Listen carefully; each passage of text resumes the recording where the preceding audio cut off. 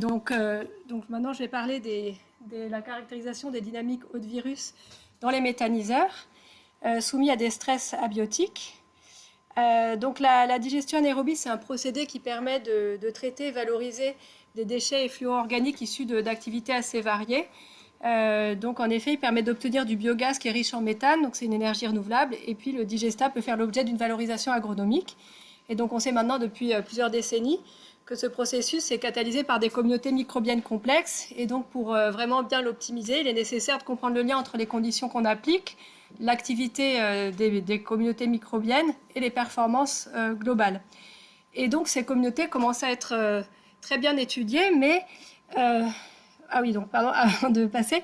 Donc, ce qui est notamment connu, c'est qu'elles sont sensibles à différentes perturbations. En particulier, les archées méthanogènes peuvent être assez sensibles.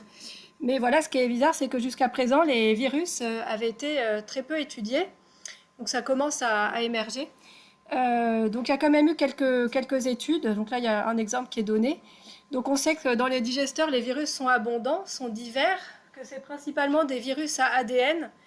Mais voilà, ils sont peu étudiés. Et donc, on peut se poser la question de leur rôle écologique dans ce procédé.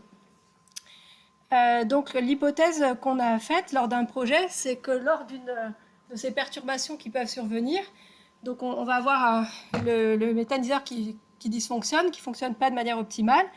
Et selon la nature de la perturbation, ça pourrait engendrer un stress cellulaire qui induise le cycle lytique de provirus, qui aboutissent à une liste cellulaire assez significative, ce qui empire finalement le dysfonctionnement.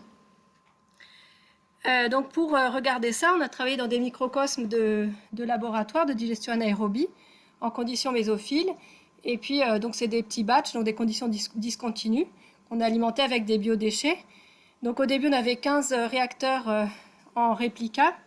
Et donc le but, c'était d'atteindre une phase où la production de méthane est bien active. Et ensuite, au jour 17, on a appliqué la perturbation. Donc en triplica, alors on a testé différents inhibiteurs qu'on étudie déjà dans le laboratoire, différents inhibiteurs de la méthanisation, qui ne sont pas forcément connus pour activer les provirus. On a fait étudié différents composés. Et on a utilisé la mitomycine C, qui, elle, est connue pour activer les provirus. Voilà, donc ensuite on a mené les incubations jusqu'au jour 100.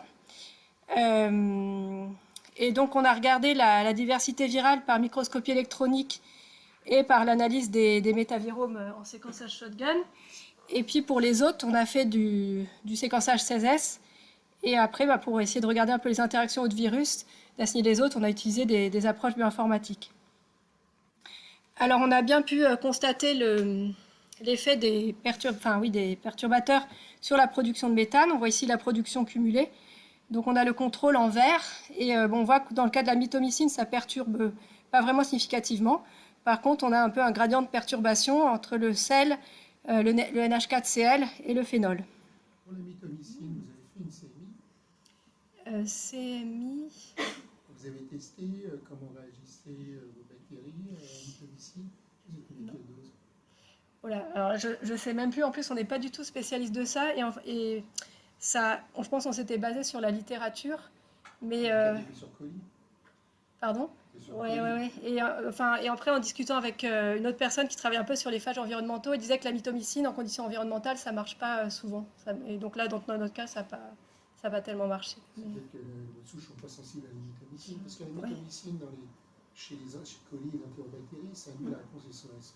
Ouais. Voilà, donc c'est ça qui permet d'avoir peut-être que vous pourriez utiliser un autre antibiotique qui serait plus généraliste, qui marcherait mieux, la ciprofloxacine, enfin tout ça, je crois. Oui, il faudrait. Il faudrait tester. Après, c'est plus divers que dans le microbiote intestinal. Il y a des centaines de souches. Du coup, effectivement, peut-être faudrait faire un screening avant. Non, peut-être que c'est simplement, voilà, vous n'êtes pas à la bonne dose ou parce que vous êtes sur des souches qui sont résistantes. Oui. Donc au niveau de la composition, donc c'était largement dominé par les Clostridiacées. Et ensuite, on ne voyait pas d'énormes changements, mais ce qu'on voyait, c'était quand même au jour 25, finalement, la composition qui semble changer dans les réacteurs les moins perturbés et qui reste plus stable dans les réacteurs perturbés. Et après, pour regarder plus finement, on a fait une analyse différentielle au niveau des genres. Donc on trouve 19 genres sur 116 qui sont différentiellement abondants quand on poule tout ensemble. Et alors les choses à voir, c'est qu'il y en a quand même 8 qui sont partagés entre les 3 perturbateurs phénol, sel et NH4. La plupart finalement ils sont donc en bleu, c'est ce qui évolue plus favorablement dans le contrôle. Donc on en voit beaucoup qui évoluent moins favorablement dans le contrôle et quelques-uns qui évoluent plus favorablement dans les contrôles. Et après en fait au cours du temps, on voit que l'essentiel des effets se produisent pas immédiatement en fait au jour 18, au jour 22 on n'a pas grand chose et c'est plutôt après au jour 25 et jour final où on a plus de genres différentiellement abondants. Donc ça va dans le sens de pas d'activation de provirus plutôt, mais par contre on a des changements. Et donc si on regarde, par exemple là c'est sur l'exemple du NH4, ce qu'on voit c'est... Peut-être je peux prendre ça.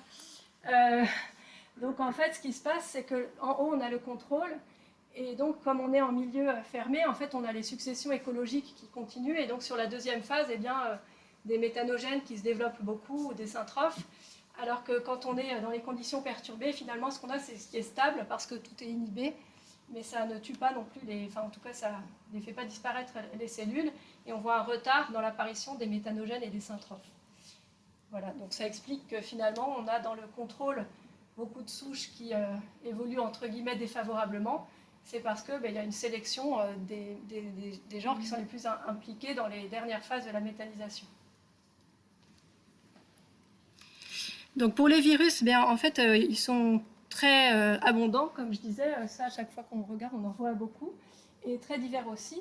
Alors c'est quand même dominé par des morphologies qui ont des structures icosaédriques, donc les têtes-queues normalement, mais il y a aussi d'autres icosaédriques sans queue. Également on observe d'ailleurs assez régulièrement des virus fusiformes qui sont connus uniquement chez les archées pour l'instant, donc ils pourraient infecter les archées méthanogènes. Et parfois on observe des structures non identifiées, donc par exemple celle-là on l'a observée de manière répétée, donc ça pourrait être un nouveau virus, mais c'est assez difficile à mettre en évidence après à partir des métaviromes. Et là, il n'y a pas de vésicule? Si, il y en a, si. En plus, nous on fait exprès de ne pas traiter les vésicules, parce que justement, par exemple, ceux-là, ils ont une enveloppe lipidique, donc ils seraient détruits, et c'est des virus d'archée. Donc on fait le choix de garder les vésicules, et après, informatiquement, on sélectionne que les génomes viraux, mais on n'est pas capable de dire s'ils étaient impactés dans une vésicule ou dans une particule virale. Vous n'avez pas fait de gradient? Non. Parce que... Ah oui. Non, pardon. Non, c'est pareil. Alors, peut-être pas ceux-là, mais donc avant, en fait, je travaillais dans un laboratoire qui étudiait les virus d'archée. Il y en a certains qui sont sensibles au chlorure de césium. Et bref, on a fait le choix de moins traiter possible pour voir plus de choses, mais du coup, c'est moins propre. Enfin, voilà.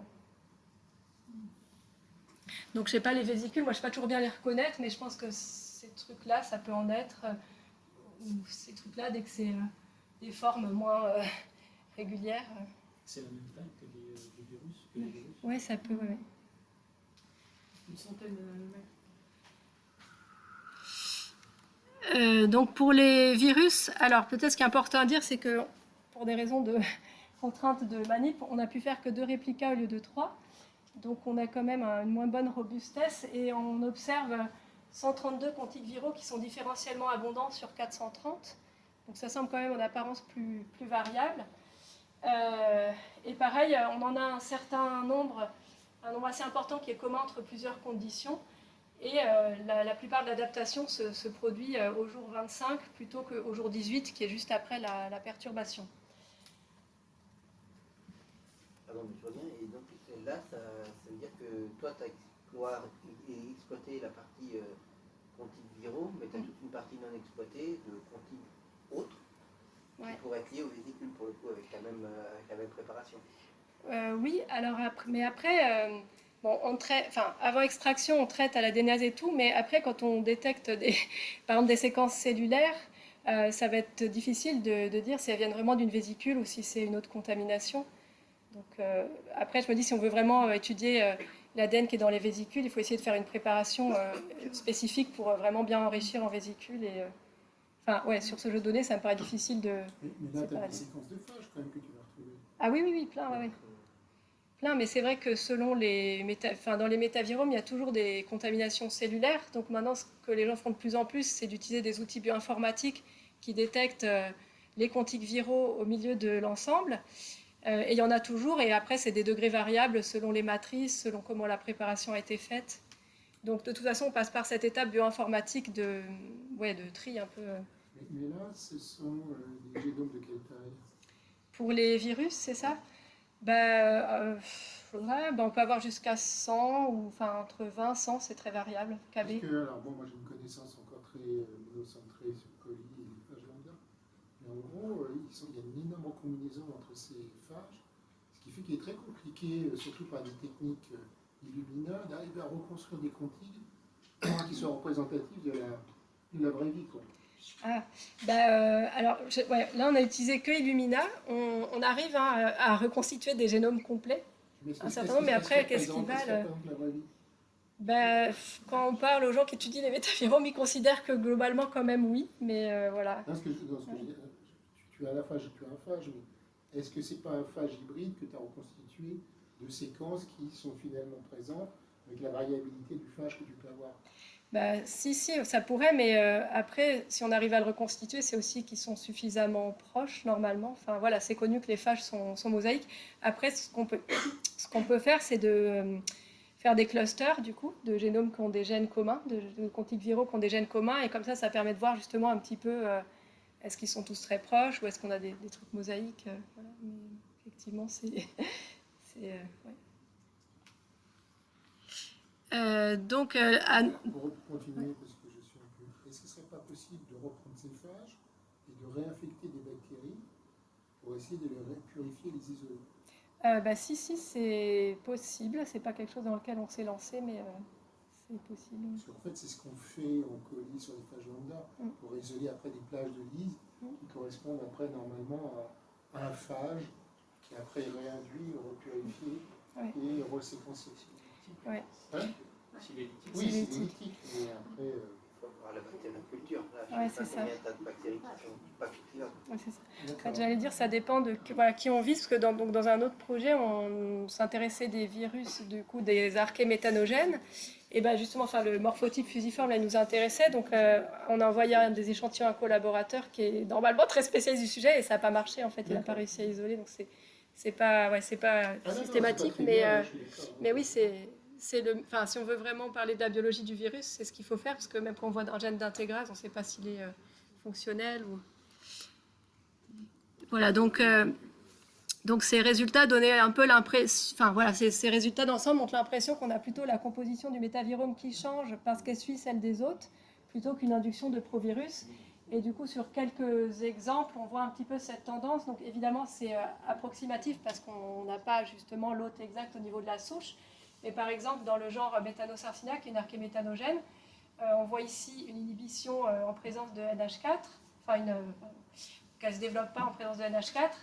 Et pour un des contiques viraux identifiés pour Méthanosarcina, là, dans une des conditions, elle ne se développe pas tellement, mais dans celle où elle se développe, ça suit plutôt, ça covarie plutôt avec l'hôte, alors qu'en présence de NH4, on n'observe jamais ce virus-là. Et pareil pour un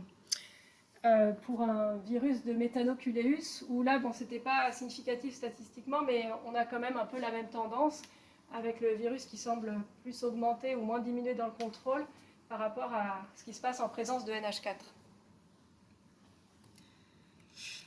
Donc pour aller un petit peu plus loin et voir ce qui se passe avec les provirus, on a regardé les gènes, les contiques qui portaient des gènes d'intégrase, en prenant ça comme proxy de provirus. Alors moi je suis preneuse parce que je ne suis pas sûre que notre calcul il soit très juste, mais voilà. Bon bref, mais on a regardé l'abondance de ces contiques qui ont des intégrases. Et alors ce qui est finalement frappant, c'est que dans le contrôle, ça semble augmenter au cours du temps, déjà. Et finalement, ça semble plutôt moins augmenter en cas de perturbation. Et il y a peut-être le phénol, où on voit un profil un peu différent, mais voilà, on n'est pas sûr que ce soit très significatif, et il faut qu'on aille voir un petit peu de plus près ce qui se passe dans le cas du phénol. Mais bon, ça peut donner l'impression que justement, ce sont finalement peut-être les successions écologiques qui aboutissent naturellement à des inductions de provirus. Mais voilà, c'est pas clair du tout. Donc en conclusion, ça résume un petit peu les chiffres. Je ne vais pas redire, mais donc pour nous, peut-être un des obstacles, comme on est là pour discuter, c'était comme on isolait vraiment les particules virales, c'est un gros travail et donc ça nous limitait dans le nombre de réplicas qu'on pouvait faire, le nombre de conditions qu'on pouvait tester. Et on avait aussi dans ce jeu de données une assez grande variabilité biologique. Voilà, et puis après, pour les virus d'Arché, on est parfois limité parce qu'ils sont encore peu connus. Et donc moi, finalement, les points qui seraient intéressants de discuter, c'était une question qu'on se pose, c'est est-ce que par exemple, en faisant un séquençage assez profond de métagénomes, on peut s'affranchir de séquencer les métaviromes. Donc s'il y en a qui ont des avis là-dessus, moi ça m'intéresse. Et après, pareil par rapport à ce que vous disiez, donc on assemble un certain nombre de génomes complets, mais on jette aussi, on a aussi beaucoup on a une majorité de génomes incomplets qu'on jette à la poubelle selon les filtres qu'on applique. Donc là, à l'avenir, j'imagine qu'on pourrait combiner du nanopore et du Illumina, mais on ne l'a pas encore fait pour les virus. Et après, voilà, une autre question que je me pose, c'est finalement dans un écosystème aussi divers, parce que c'est quand même assez divers, les méthaniseurs, c'est plus divers que le microbiote. Est-ce que les virus peuvent vraiment provoquer des ruptures dans le fonctionnement? Et donc, je me demandais si dans d'autres écosystèmes, il y avait des choses connues là-dessus. Parce qu'il me semble, dans l'océan, il y a des choses sur les virus qui peuvent terminer les blooms d'algues, mais du coup, dans ce cas-là, ils favorisent plutôt un retour à l'équilibre, finalement. Et voilà. Merci pour votre attention. Donc là, c'est des données qui ont été produites dans le cadre du doctorat de Marion Covès et qui m'a gentiment donné toutes ces diapos. Et donc, je remercie aussi les collaborateurs qui nous aident bien. Donc, Mahendra Mariadassou à Maillage pour les aspects biostats, Marie-Inès Petit, Julien Le Soir, Nami Calis sur les virus plutôt bactéries, Marc Koupovic sur les virus d'Arché et Louis Jardillier à DIM. Merci beaucoup.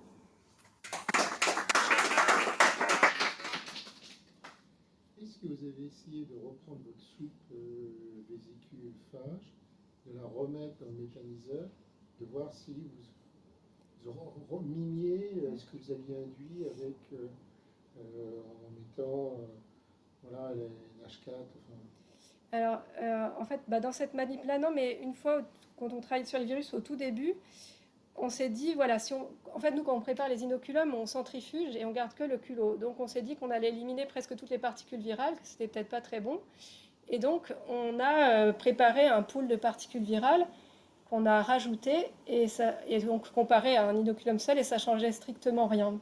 Ouais. Donc, c'est... Je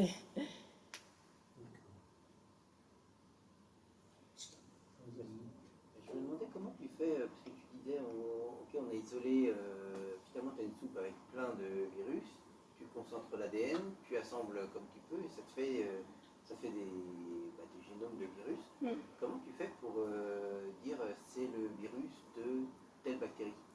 Oui. Une base de données pour ça? Ou c'est des bouts de bactéries que tu trouves dedans? Ou comment ça se passe? Ouais, en fait, c'est un peu multi-outils, mais alors il y a eu des publications récentes d'outils qui permettent de rassembler toutes les infos. On n'a plus qu'un outil à lancer, donc ça, je ne l'ai pas utilisé, mais donc ça peut être basé effectivement sur le contenu en gène, sur la présence de spacers, du coup. Et donc, il y a des bases de données de spacers qui existent. Et après, il y a des méthodes sur la composition en camère, mais qui ne sont pas forcément très très fiables, je dirais. Pareil, il y a peut-être d'autres avis sur la question, mais ouais. Et donc ça, c'est plus plein d'outils qui ont été rassemblés dans un seul outil, c'est ça? Oui, c'est ça, là, on voit apparaître des outils qui, du coup, je pense, font tourner tous ces outils, font des espèces de votes ou je sais pas quoi, et que donnent, du coup, voilà. Donc ça peut ça. Magique qui rassemble... Alors, je connais plus par cœur son nom, mais je pourrais te le retrouver, ouais. Parce que je viens de le voir. Et... C'est ouais. Vivant? Non, du coup, non, c'est pas vivant. Ouais. Et qu'est-ce que je voulais dire d'autre? Et après, il y a peut-être des méthodes expérimentales qui commencent à apparaître, mais qui n'ont pas l'air d'être triviales à mettre en œuvre, là, avec le RICE ou Meta3C. Si tu es riche, tu peux faire avec quoi abondance? Tu fais plein d'échantillons, et à chaque fois que c'est comme ce que tu as montré en fait. Ouais. Et là, plus tu en as, plus tu es sûr. C'est vrai, je crois que c'est Stéphane Chailloux, non, aussi, qui avait fait un peu comme ça, je sais plus. Bon, bref, mais ouais. Ok. Est-ce que tu as essayé de regarder bactéries archées versus phages, en termes de richesse, une corrélation en termes de richesse ou de diversité? Non, ça on n'a pas fait, mais c'est une bonne idée. Ouais. En fait, je pense que c'est pareil pour calculer la richesse pour les phages. On peut être un peu embêté si... pardon. Bon bref, parce que du coup, je crois que pour les bactéries, comme il y en a beaucoup, on n'a gardé que des génomes complets.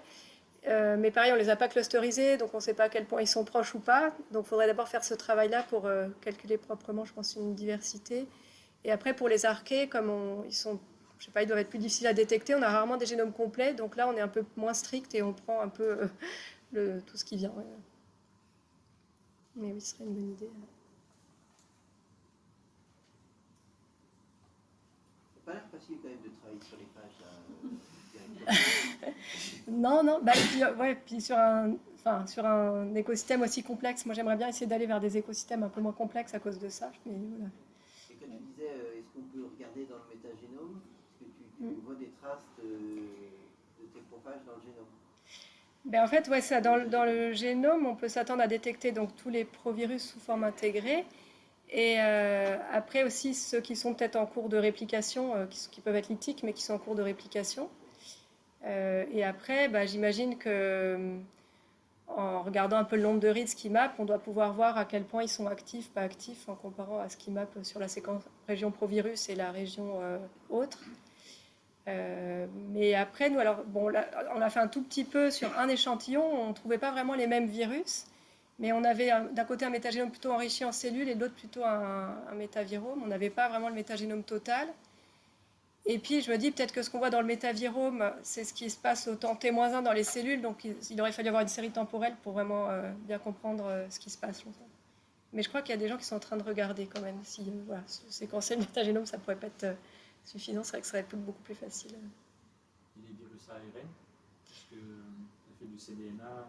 Alors non, parce que du coup, dans le premier publi de métavirome de méthaniseur, en fait, là, ils avaient regardé les deux et ils ont vu que ce ARN, dans cette publi-là, ils ont vu que ce ARN, c'est surtout des virus de plantes. Et du coup, là, on s'est concentré que sur ce ADN.